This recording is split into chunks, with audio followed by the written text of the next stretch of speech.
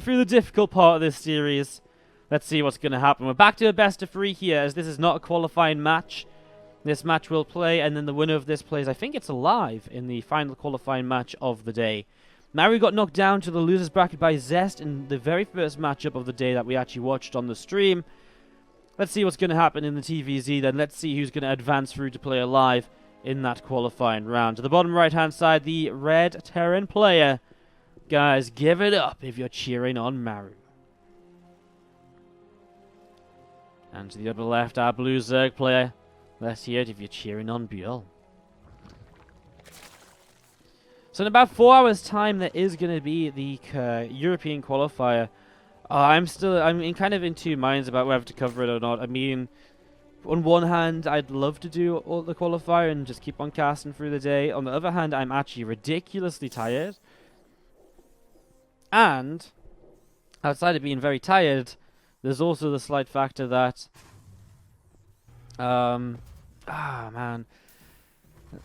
there's also like the slight factor that we have this issue that I want to try and resolve at some point, but I don't know. Anyways, let's see what happens in this game. We can focus up. Let's talk about this game this time. Let's pay a bit more attention. I've been trying to talk to the chat, and it just doesn't work on a 3-minute delay. We see the 3-Rax Reaper play, something that we saw ByuL doing earlier on this map against Solo, of course. So, setting up into this, we're going to see the 3-Rax Reaper setting on up, and Maru just building up, getting ready to go. Second Reaper on the way out right now. I'm just going to be seeing the Supply Depot coming down here from Maru just at the front. So, Supply Depot coming down. I mean, ByuL setting up with the hatch gas pool himself, so nothing really too crazy from him here in the early stages. Actually doesn't build a second queen. Sorry, it's not hatch gas pool, it's pool gas hatch. Gas pool hatch. I'm so bad at this. I'm so bad at just thinking and just seeing the obvious. Sometimes I just like to say what's on the tip of my tongue already instead of actually thinking about what's truly happened. Anyways, a Reaper has come forwards, and this is the first Reaper of the game. And, well, ByuL, the way he scouted, he has not seen that this is 3-Rax Reaper just yet. So, right now, he's in the dark. But not for too much longer. Now he sees the second Reaper, and so if he's paying attention, which I think he is, he should know about this. Actually, he's going to see it already. The second Reaper is actually already on the way over to the top side, so ByuL should know about this. As Maru looking to, of course, just do some damage, get some pressure on the map, and just sort of work from there. As we're going to be seeing the Reapers, we'll back away from now. I mean, the first 2-3 Reapers are annoying, but they're not that bad to deal with. It's when you get up to 5-6 Reapers, that's when things get a bit scarier, and there's multiple grenades to use and all the rest. As we're going to be seeing these lings from ByuL, just going to be moving forward, seeing a couple of grenades going down. I'm just going to be continuing to move on over to the left-hand side. So, Ling's actually going to go and counterattack here, it seems, but I mean, I don't know. What's he going to do with a counterattack? Maybe not counterattack, but maybe just set up a bit of a flank coming from a couple of angles. He is mostly droning right now, though, and these Reapers are still out here, and he knows it as well. I mean, he has this Overlord to spot them. I mean, he's could have maybe picked off this Reaper here, and, well, may still get that as Maru sees it, though, and a nice grenade. He even blasts his own Reaper to the right direction there. And as we're going to be seeing the group of Reapers still just seeing where else they want to go. You're going to be seeing these Zerglings from ByuL just going to be sat just below this Overlord.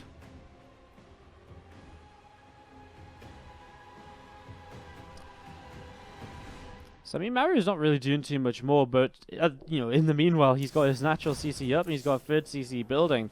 He's not doing much with the Reapers, but he's still forcing so many units because ByuL is scared and wants to prepare against them. So even though he's not really doing damage, he's still put himself in a good position with this. Uh-oh. Well, them grenades are going to have to be pretty fantastic right now as he runs into the center of these Lings. First grenades are very good. More grenades continue to come down are very good as well. And he will find a way out over here. Loses a lot, though. 3-4 Reapers going down, I think, there already. And, yeah, 3 Reapers going down, so a little bit scary. Missing a few Reapers as well as they're in the back, as now we're going to be seeing these Reapers moving on forward. So, they're coming on up, seeing what they can do. Grenade goes down, and Zergling's going to get blasted here as the rest of these Reapers just going to keep on kiting away. The Zergling's not completely sure as to what they might want to get done just yet. Maru with another Reaper popping on down and joining up with the rest of the army. A couple of Queens, a couple of Zerglings from ByuL coming into position, and again the Reaper's just doing bits and pieces. poking around. Keeping them alive is really, really kind of the nice thing right now, I guess, for Maru, because if he can keep them on the map, it's continued pressure and map control that he has to kind of tide him over until his, his stim pack finishes and he gets the 1-1. Grenades here trying to pick off a creep team here, but it's not in the right place. Yeah, it doesn't know where it is actually, so trying to guess, and players are actually usually quite good at that. Surprised to see Maru missing so badly.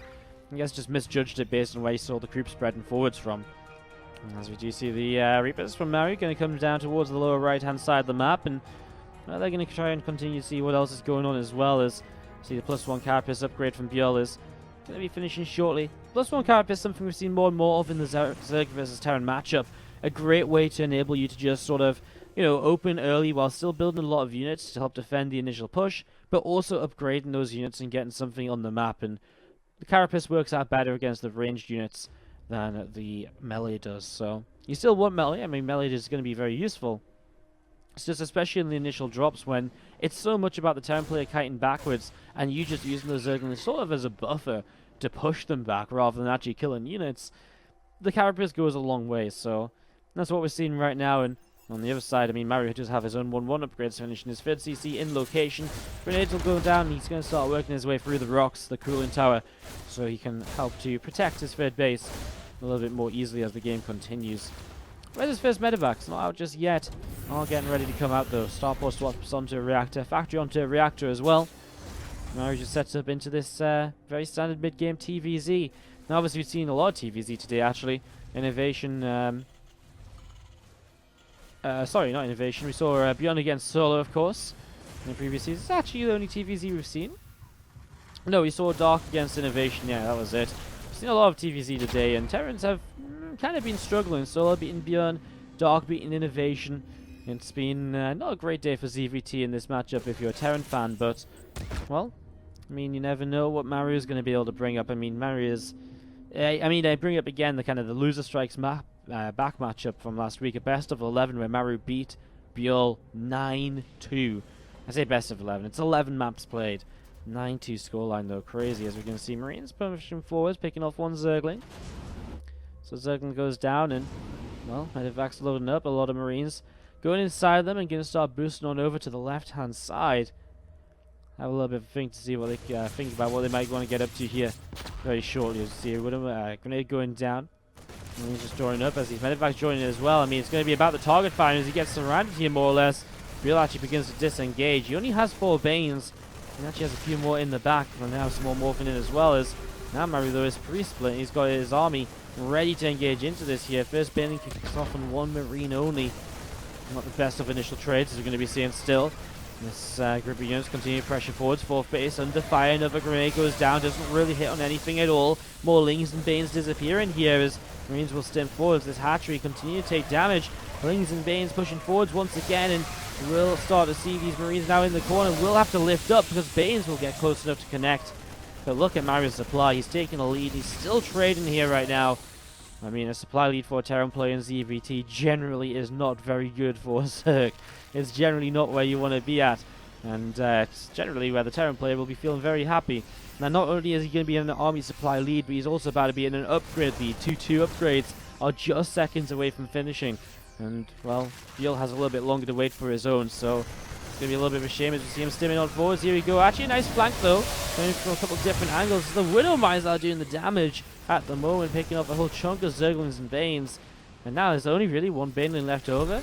Obviously, a few more morphing in, but, I mean, only 1 on the map means that Maru has a lot of pushing potential. He'll scan. I mean, he sees that there's only 1 Baneling here. I mean, he's just more interested in taking off the 4th base. Then he can lift and leave.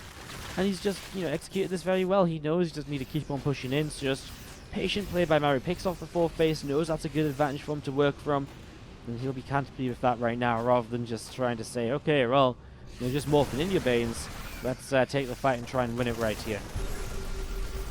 We've seen this Overseer still moving around, taking a little bit more damage, and yeah, ByuL just see what is up.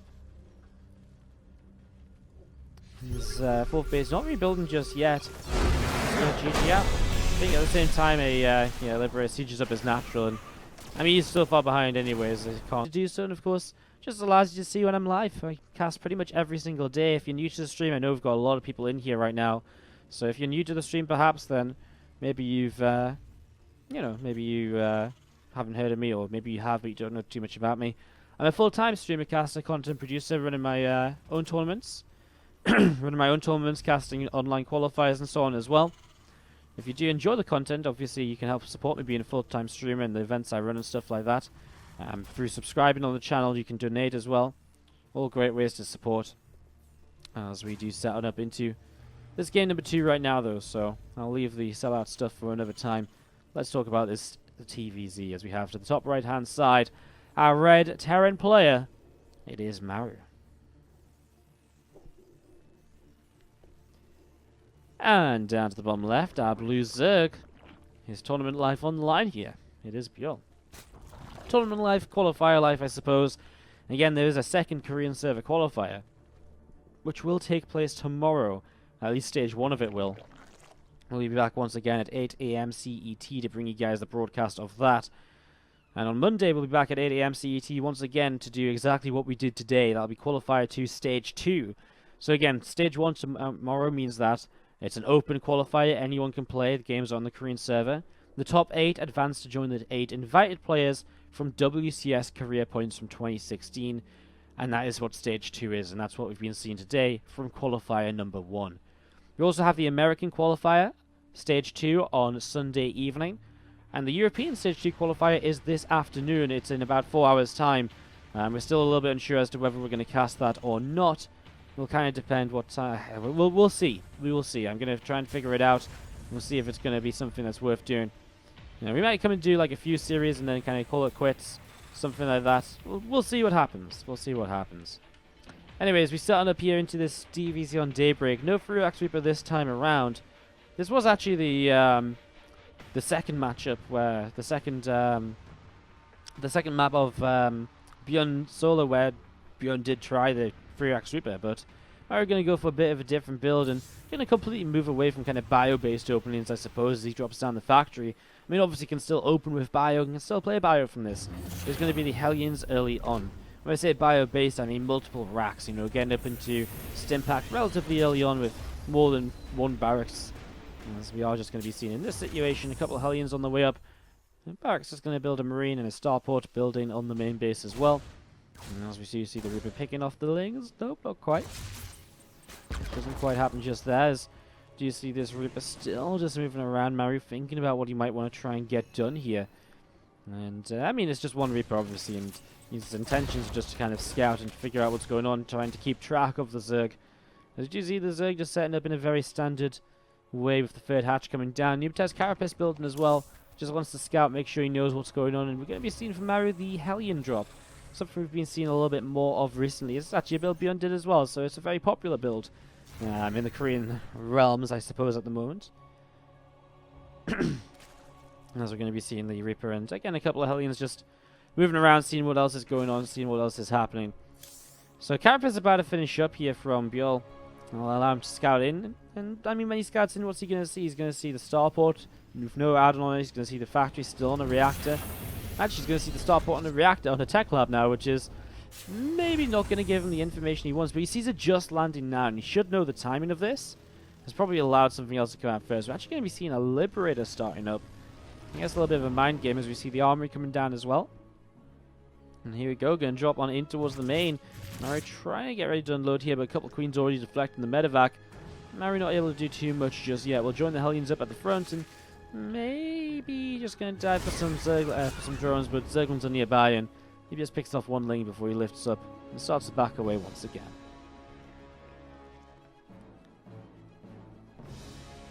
We'll be seeing this Overlord continue to move down the right-hand side. A Marine doing a little bit of damage onto it there, picking up some a couple of shots.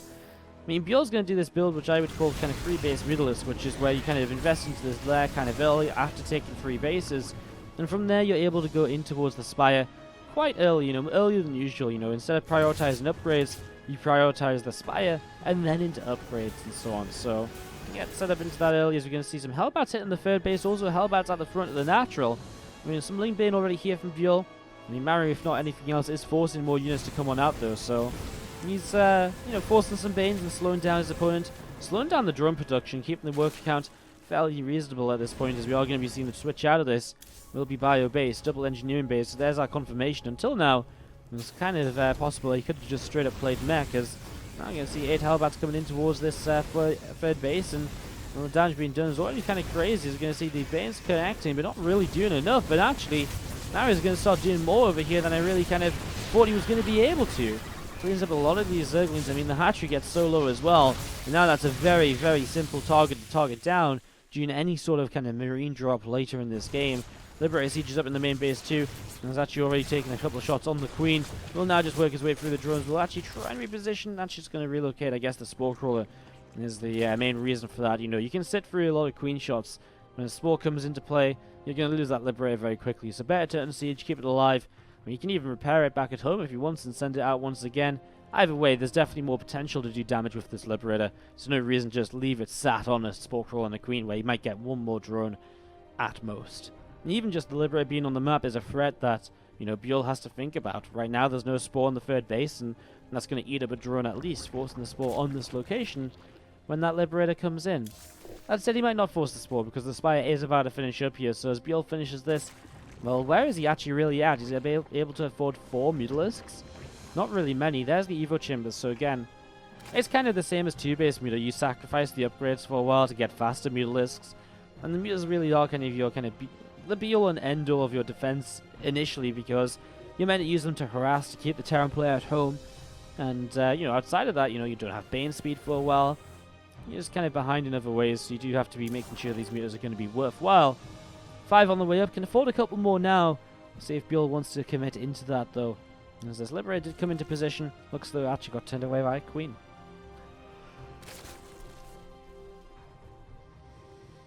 A few Mutalisks from ByuL just going to pop out of that hatchery, and still another Reaper and a couple of Hellbats moving back over to the right-hand side here. And they're going to be joining on up, and it's going to be seeing the couple of Widow Mines, some Marines as well, going to be gathering up from Maru. Setting up and having a little bit of think as to where you might want to go. ByuL being fairly passive with the Mutalisks, actually, not doing anything with them. Just, nope, there they are. Sorry, I was looking all over my map, I was like, I don't see them, just being passive. No, they're actually all the way on the other side, so ignore me. They're actually in the main base, and, well, damage being done already, a few SCVs going down. Obviously, don't take too many Marines to turn away 5 Mutalisks. There's a little bit of a surprise. Maru not ready for this, no turret set up just yet. You can see as soon as he saw them, he started a turret in the natural expansion, so turret in the main base will not be too far behind. You see Marines still pushing forwards, and we're going to see Kikuchima is being cleaned out, and Overseer overhead gets picked off as well. And actually, another missile turret there taking down the Mutalisks. And as that gets pushed away, 4 of these Mutas are going to come around through the top side then, and still not going to jump back into this mineral line. Still just being annoying. Still just trying to slow the Terran player down as Maru, well, he's got 2-2 starting on up, his combat shield's on the way as well. The next phase for him is probably just going to be hitting some sort of bigger 2-2 attack timing. Right now he's just holding map control of a few Marines and Hellbats and not really taking trades, just cleaning up a little bit of creep whenever he sees an opportunity. Actually going to move out the rest of the army right now, so as he turns away the Mutalisks, he is going to be able to keep on moving forwards with these Marines, and he'll reinforce this force, and, well, will he have enough to fight? This is going to be our question. Upgrades should be even for any fight that happens in the next minute or so. So it's not going to be really kind of a huge upgrade lead or anything that Maru has to work with right away here. He's going to see those Zerglings, a lot of them heading down to the south side. Maru completing a complete wall of across the front of the third base, though. Wants to make sure life is going to be very difficult for the Zerg if his focus is going to be on, you know, counter-attacking and hitting run-bys. Cancels the fourth base almost immediately as you're going to see some Banes moving forwards. Maru is, you know, you can see with the way he's positioning his army, he's eager to fight if that's what it's going to come down to. As the Widow Mine shot goes up, it's a pretty even trade on either side really so far, as Ling's still sat AFK down to the south side. ByuL not going to do anything with those just yet. As Marines push forwards, we're going to see this Queen doing a little bit more damage. Marines stepping forwards again, and another Mutalisk going down. So one more Mutalisk falling here, and that's going to be seeing these few Marines, a couple of Widow Mines from Maru joining up to the left-hand side. We see Zerglings continue to advance on to the right, and here we go. Starting to attack. There's actually no wall on the natural expansion. You know, wall off your third base, but don't wall off the natural. Well, okay. I think obviously that base was, or that wall was initially made up of probably the third CC. So that's why there's a little bit of a gap on it that she just hadn't replaced just yet. The Lings will then start hitting the third base as well, but Maru has units who can stem them into position. And overall, he cleans this up without really too much damage taken. Let's see. Again, Depot's on fire, but that's about it for now. At the same time, bigger fights on up to the top side, and Maru having to split the last minute here. His Widowmines don't all get a chance to connect. Some of them not even get a chance to finish burrowing, but he just wins this fight so convincingly that ByuL will GG out. Maru is just so good at taking these engagements.